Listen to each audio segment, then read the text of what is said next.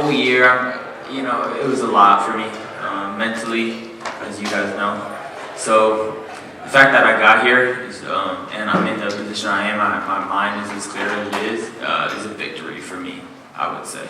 But I'm extremely disappointed in the way I fought, and it definitely isn't my best in any way.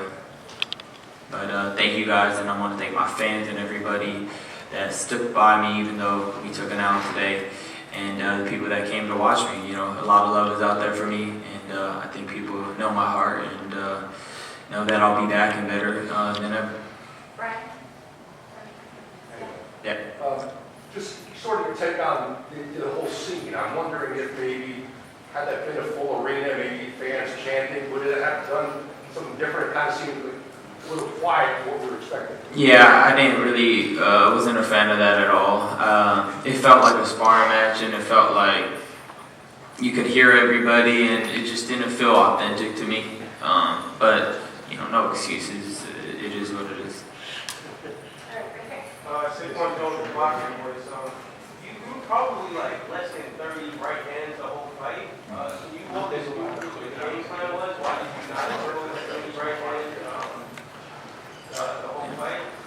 I mean, that's just part of just me not, being as sharp as I could be. I just didn't really throw anything, to be honest. I mean, I was just throwing jabs and moving around. I just didn't feel there, didn't feel there at all. And, it wasn't part of our game plan at all. Derek had a great game plan.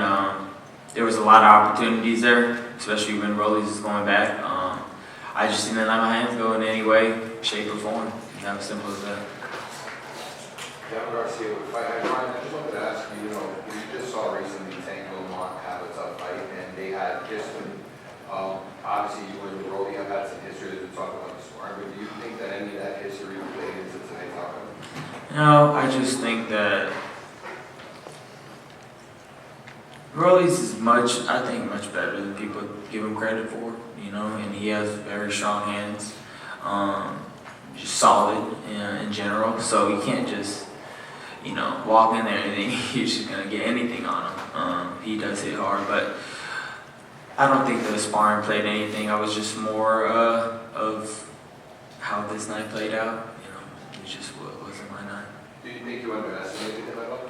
No, I always knew that he was going to be what he is. I feel like I fought the most dangerous fighter on the card. Anybody with that type of power is obviously somebody you got to watch out for. But I've always thought Rolly was going to be Tank. Just think I just didn't do anything I should have done today.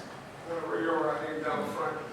Do you feel now in this moment that a rematch with Rolly is more important than a rematch with Devin, or vice versa? Oh man, that's a good question.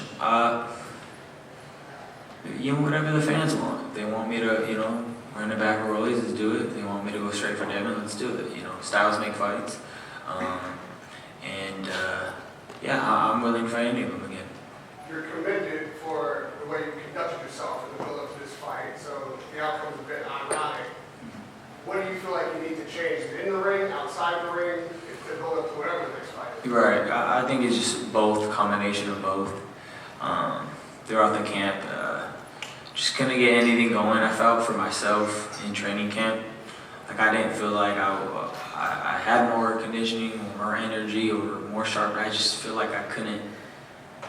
Nothing was progressing in any way, and I just felt weird and off. And I would mention it to Derek, and we were just trying to figure it out. But we only have 5 weeks together,